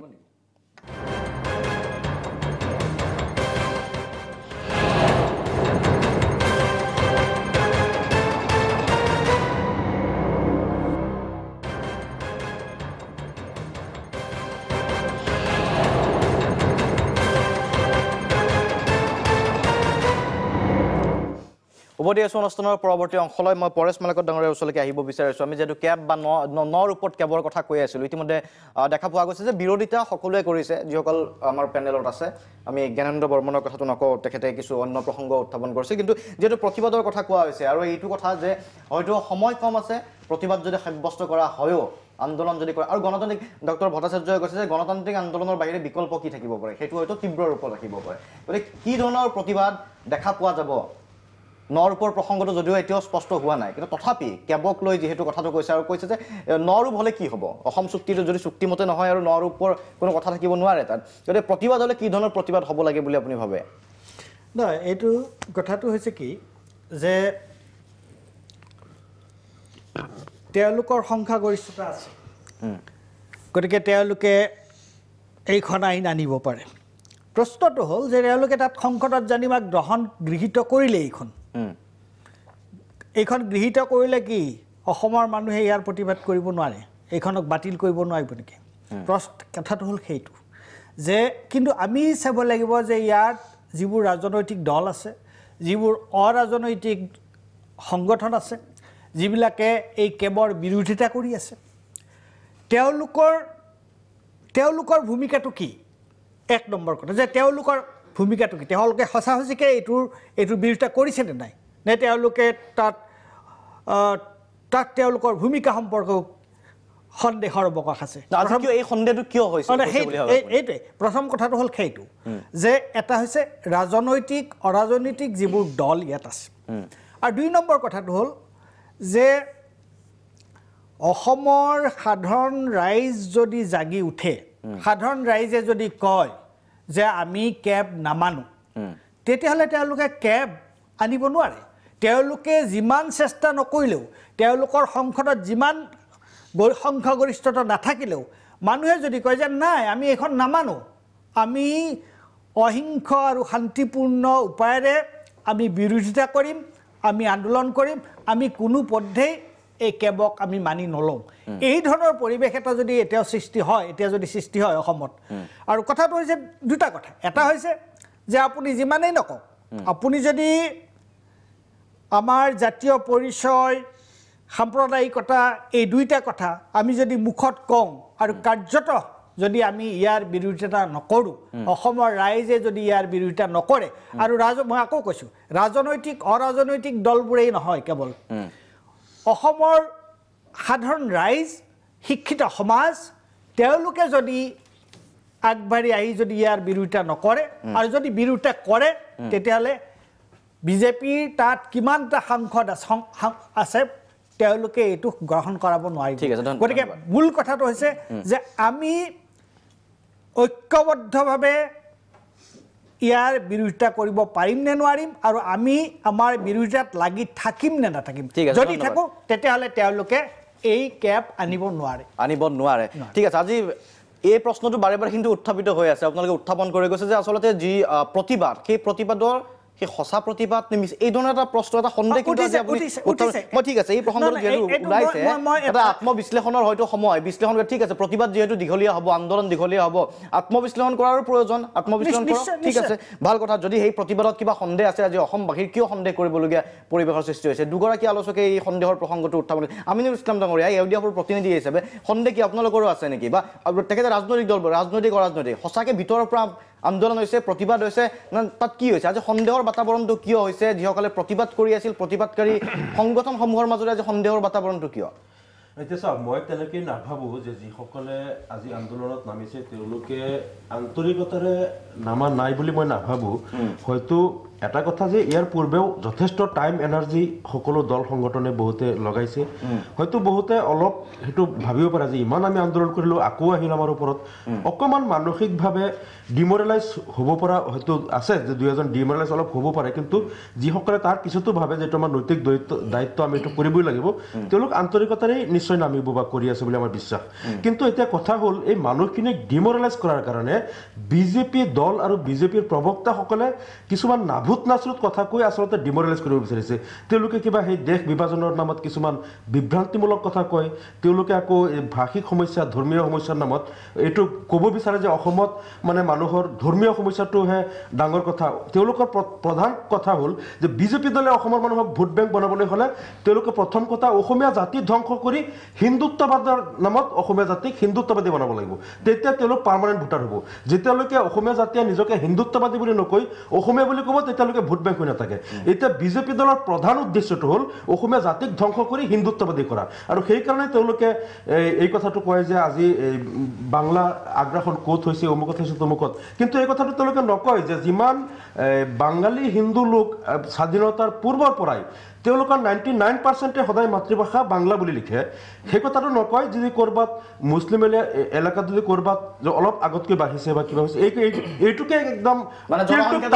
এনেকৈ কৰি আচলতে তেওঁলোকে মানসিকভাৱে ডিমৰেলাইজ কৰিব বিচাৰিছে বিজেপিৰ প্ৰবক্তাসকলে যাতে আন্দোলনটো পূৰ্ণাংগ ৰূপত যাতে ঠন ধৰি নুঠে আৰু যাতে এইটো যিকোনো পাকে প্ৰকাৰে তেওঁলোকে যাতে এই বিলখন পাছ কৰি ল'ব পাৰে আৰু যাতে তেওঁলোকে এই বিলখন পাছ কৰি অসমত হিন্দুত্ববাদৰ নামত অসমীয়া জাতিটোক ধ্বংস কৰি আজীৱন তেওঁলোকৰ ভোট বেংক বনাই ৰাখিব পাৰে এইটো হ'ল তেওঁলোকৰ এজেণ্ডা আৰু তাৰ লগে লগে তেওঁলোকে এনকাৰেজ কৰি আছে যেনেকৈ যে কোচ ৰাজবংশীসকলক তাৰ পৰা আনিব লাগিব বাংলাদেশৰ পৰা অলপ বড়ো মানুহ আছে সেইখিনিক আনিব লাগিব ইয়াৰ পৰা বহি যেতিয়া কৈ থাকিব যে তেওঁলোক আনিব লাগিব তাৰমানে তেওঁলোক যেতিয়া আহিবলৈ যেতিয়া দেখিব বিলখন পাছ হৈ গ'ল আমি যেতিয়া ইয়াৰ পৰা আহ্বান কৰি থাকিম উৎসাহিত হ'ব গতিকে এইটো আচলতে বিজেপি দলৰ ব্লু প্ৰিণ্ট যে এইবিলাক কৰি অসমীয়া জাতি ধ্বংস কৰি তেওঁলোকৰ পাৰ্মানেণ্ট ঠিক আছে মই তুলাৰাম গগৈ ডাঙৰীয়া আপোনাৰ চমুকৈ জানিব যিটো প্ৰসংগ উত্থাপন কৰিছে যে আচলতে অসমীয়া জাতীয়তাবাদ ধ্বংস কৰি হিন্দুত্ববাদৰ এটা ধাৰা সৃষ্টি কৰিব বিচৰা হৈছে য'ত কিন্তু অসম গণ পৰিষদো একেলগে জাতীয়তাবাদৰ লগে লগে নিকিন হৈ যাব যদি সেইটো হৈ যায় বা নাইকিয়া হৈ যাব না মই আগতে ক'লোঁ চাওক আমি অসমৰ বিভিন্ন জাতি জনজাতি বৃহত্তৰ অসমীয়া জাতিটো স্বাৰ্থ বিঘ্নিত হোৱা কোনো কামত অসম গণ পৰিষদ দলে কেতিয়াও উৎসাহ নজনাই ছাপোৰ্ট নকৰে এই কথাটো আপোনাক আজি দায়িত্ব সহকাৰে কৈ গ'লোঁ আৰু অসম চুক্তিক উলংঘা কৰা কাৰ্য আমি ইয়াত কেতিয়াও সহ্য কৰিব নোৱাৰোঁ যিহেতু অসম চুক্তি স্বাক্ষৰিত হোৱাৰ পিছত আমাৰ দলৰ জন্ম অসম চুক্তিখন আমাৰ বাবে গীতা কোৰাণ বাইবেল সকলো এই কথাটো আমি আগে ঘোষণা কৰিছোঁ গতিকে অসম চুক্তিক কোনোবাই অৱমাননা কৰি ইয়াত বেলেগ আইন আনিব অসমীয়া জাতীয় অস্তিত্বটো শেষ কৰি দিবলৈ চাব বিভিন্ন জাতি জনজাতি ধৰ্মাৱলম্বী লোকৰ মাজত থকা এনাজৰীডাল শতিকাজোৰা হাজাৰ বছৰীয়া এনাজৰীডাল কোনোবাই ভাঙি চিঙি টচ নচ কৰিব বিচাৰিব এনেকুৱা কথাত অসম গণ পৰিষদ দলে কেতিয়াও এজিপি দলে কি কৰিব এজিপি দলে তীব্ৰ বিৰোধিতা কৰিব দুবাৰ ক'লো সেইটো আৰু এতিয়া চাওক সন্দেহ কথাটো এই আন্দোলনকাৰী কোনোবা দুই এজন হয়তো কিবা এটা পাক চক্ৰত পৰি ক'ৰবালৈ গৈছে তাৰ মানে এইটো নহয় সেই যিটো দলৰ পৰা গ'ল গোটেই সংগঠনৰ মানুহখিনিয়ে সন্দেহ কৰিবলগীয়া এনেকুৱা ধৰণৰ আচলতে আমি ক'ব নাপায় কাৰণ অসমত আন্দোলন নকৰিলে অসম ৰাইজে আজিলৈকে একো পোৱা নাই ঐতিহাসিকভাৱে এইটো সত্য গতিকে কোনোবা এজন হয়তো আন্দোলন কৰি আন্দোলনৰ মাজৰ পৰা পুটকৈ কোনোবা ফুটি মেলি কিবা অলপ স্বাৰ্থ পাবৰ কাৰণে স্বাৰ্থ লবি ব্যক্তিগতভাৱে কোনোবা গৈছে কিন্তু তাৰ মানে আমি জেনেৰেলাইজ কৰি পেলাই ক'ব নোৱাৰি যে এইটো দলটো ঠিক আছে মুঠতে অগপৰ গতিকে সন্দেহ কৰিব নাপায় পূৰ্ব স্থিতি আছিল পূৰ্ব স্থিতি আমাৰ বাহাল আছে আৰু আমাৰ লগত চৰকাৰৰ পৰা নেক্সট যদি কেব আলোচনা আৰু সহমতৰ ভিত্তিত কেবৰ কথাটো কৈছিল আমাৰ লগত আলোচনা হোৱাই নাই গতিকে নটিফিকেশ্যনত পাব্লিছ হ'বলৈ দিয়ক তাৰপিছত আলোচনা কৰে নকয় চাওঁ আগৰ নিচিনা কেব হ'লে আমি ইয়াত কেবখন সমৰ্থন কৰাত কোনো কথা থাকিব নোৱাৰে চৰকাৰৰ লগতো থকাৰ কথা হয়তো থাকিব নোৱাৰিব আগৰ যেনেকুৱা আমাৰ ঠিক আছে আগৰ স্থিতিৰ কথা তেখেতে কৈছে ঠিক আছে আমি অন্তিমটো বাণিজ্যিক বিৰতি পুনৰ উভতি আহিম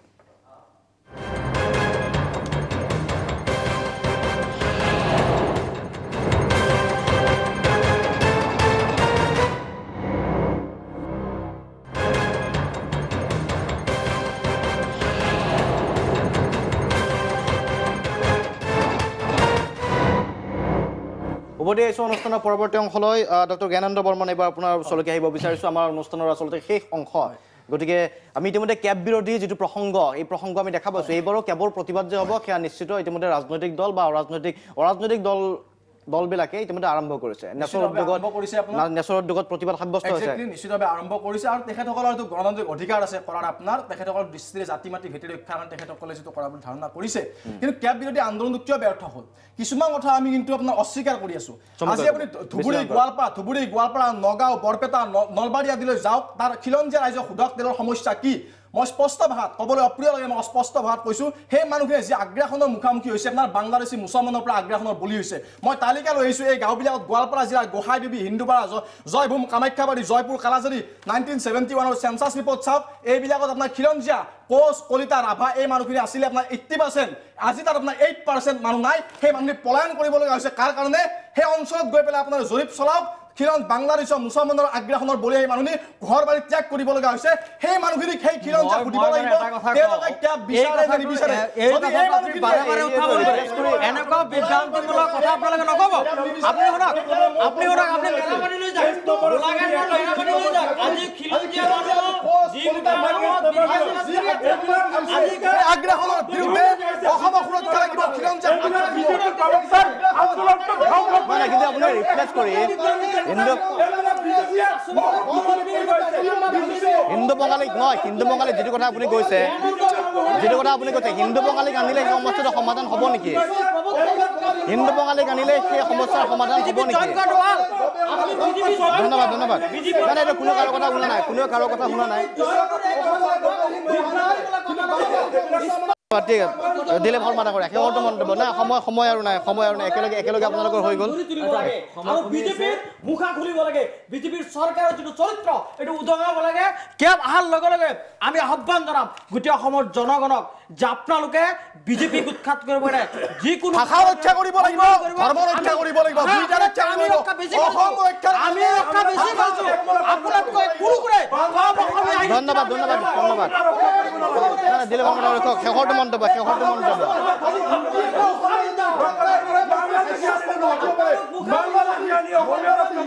এনেকে কোনেও কাৰো কথা নুশুনিব ডক্টৰ জ্ঞানেন্দ্ৰ বৰ্মন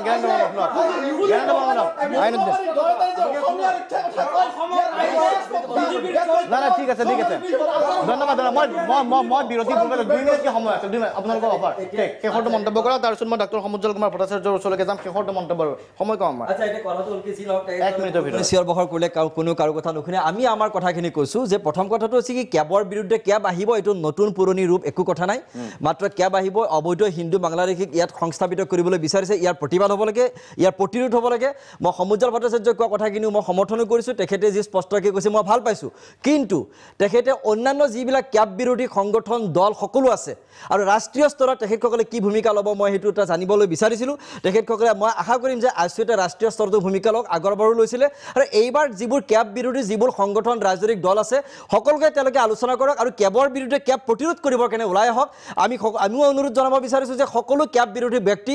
ক্যাব বিৰোধী সংগঠন দল ৰাজনৈতিক দল সকলো ব্যক্তি ওলাই আহক আৰু ক্যাবৰ বিৰুদ্ধে এক প্ৰতিবাদী আন্দোলন এক প্ৰতিৰোধী আন্দোলন গঢ়ি তোলক যাতে ক্যাব কোনো পধ্যে পাছ কৰিব পাৰে যদি পাছ কৰেও যদি এইখন গৃহীত কৰেও তাৰ পিছতে অসমত যে এক তীব্ৰ গণতান্ত্ৰিক আন্দোলন হয় তেখেতে কোৱাৰ দৰে গণতান্ত্ৰিক আন্দোলনৰ কোনো বিকল্প আমাৰ হাতত নাই কিন্তু আমি জনসাধাৰণক বুজাই দিব লাগিব যে এইখন চৰকাৰে অসমৰ থলুৱা ভাষা সংস্কৃতি সকলো বিলুপ্ত কৰিব বিচাৰিছে ইয়াৰ বিৰুদ্ধে মানুহ ওলাই আহক জাগ্ৰত হওক আৰু ইয়াৰ প্ৰতিৰোধ আন্দোলন গঢ়ি তোলক এইখিনি আমাৰ মূল বক্তব্য ধন্যবাদ জ্ঞাপন কৰিছোঁ ডক্টৰ সমুজ্জ্বল কুমাৰ ভট্টাচাৰ্য শেষৰটো মন্তব্য আমি অনুষ্ঠান সামৰিব লাগিব প্ৰথম কথা যে অসমৰ খিলঞ্জীয়া মানুহে কেৱল আন্দোলনেই কৰি আছে কেৱল আন্দোলন কিমান আন্দোলন কৰিব প্ৰতিটো বিষয়ত আন্দোলন আৰু কৰি এনেকুৱা এটা পৰ্যায় পোৱাইছেগৈ অসমৰ খিলঞ্জীয়া মানুহক যে আৰু নহ'বগৈ নেকি নোৱাৰিম নেকি এই অসমৰ মানুহৰ মনটো ভাঙি দিবৰ কাৰণে এটা পৰিকল্পনা কৰিছে এইটো কেন্দ্ৰীয় চৰকাৰৰ এটা সুপৰিকল্পনা গতিকে আমি অসমৰ বিভিন্ন জাতি জনজাতি জনগোষ্ঠী ধৰ্মাৱলম্বী লোকেৰে গঠিত খিলঞ্জীয়া মানুহৰ প্ৰতি বিনম্ৰ অনুৰোধ কোনো মন মানিব নালাগে আমাক মন ভাঙি দিব খোজা হৈছে কোনো আমি মন ভাঙিব নালাগে এইখন অসম আমাৰ কৰি আমি ৰাখিব লাগিব বিভিন্ন জাতি জনজাতি জনগোষ্ঠী খিলঞ্জীয়া মানুহৰ ভোটটো নিয়ন্ত্ৰণ ৰাখিব লাগিব সদায় নিৰ্ণায়ক অধিকাৰ আমাৰ হাতত ৰাখিব লাগিব তাৰ কাৰণে আমি গণতান্ত্ৰিকভাৱে আমি আগবঢ়াৰ বাহিৰে কোনো বিকল্প নাই সমাধান আছে অসম চুক্তি তাকে লৈ আমি আগবাঢ়িম আৰু ইয়াত কোনো মন নভঙাকৈ মন ভাঙি দিব পৰিৱেশৰ পৰা অতিক্ৰম কৰি আমি আগবাঢ়ি যাবই লাগিব তাৰ বাহিৰে বিকল্প নাই কাৰণ আমাৰ প্ৰতি যিটো অন্যায় যিটো অবিচাৰ কৰা হৈছে তাৰ বিৰুদ্ধে আমি সংগ্ৰামেই কৰিব লাগিব আৰু এইখন অসম আমাৰ কৰি ৰাখিব লাগিব তাৰ কাৰণে সকলোকে মনোবল বান্ধি আমি আগবাঢ়ি যাবৰ কাৰণে বিনম্ৰভাৱে অনুৰোধ জনাইছোঁ ঠিক আছে ধন্যবাদ জ্ঞাপন কৰিছোঁ আচলতে কেবক লৈ ইতিমধ্যে যি ধৰণৰ চৰ্চা হৈছে আৰু নৰ ওপৰ প্ৰসংগটো বিশেষকৈ ৰাজ্যত একাংশ জনপ্ৰতিনিধিয়ে নৰ ওপৰ প্ৰসংগটো যি ধৰণে উত্থাপন কৰি আছে যে নৰ ওপৰত আহিব খিলঞ্জীয়াৰ কোনো ক্ষতি নহ'ব গতিকে আচলতে ৰাইজ সঁচাকৈ বিভ্ৰান্ত নৰ ৰূপটো কি হ'ব সঁচাকৈ খিলঞ্জীয়াৰ ক্ষতি নহ'ব নে ক্ষতি হ'ব এইটো মানে বিভিন্ন প্ৰসংগ উত্থাপিত হৈছে যে আচলতে আমাৰ সমস্যা কাৰ পৰা আহিছে আমাৰ শত্ৰু কোন এই ধৰণৰ কিছু বাতাবৰণৰো কথা নিশ্চয়কৈ আহিছে লক্ষণীয় হ'ব আচলতে এটা কথা স্পষ্ট কিন্তু যে চৰকাৰ এইবাৰ বদ্ধপৰিকৰ যে কেব গৃহীত কৰাৰ বাবে যৎপৰোনাস্তি চেষ্টা চলাবই কিন্তু কেব বিৰোধী আন্দোলনে কি ৰূপ লয় কি ধৰণে পতিয়ন নিয়াবলৈ চেষ্টা কৰে বা কি ধৰণে বাধ্য কৰাব পাৰে সেয়া সময়হে ক'ব ইয়াৰ লগে লগে আজি সবিয়াসৰ পৰা শান্তনু মহন্ত বিদায় লৈছোঁ ধন্যবাদ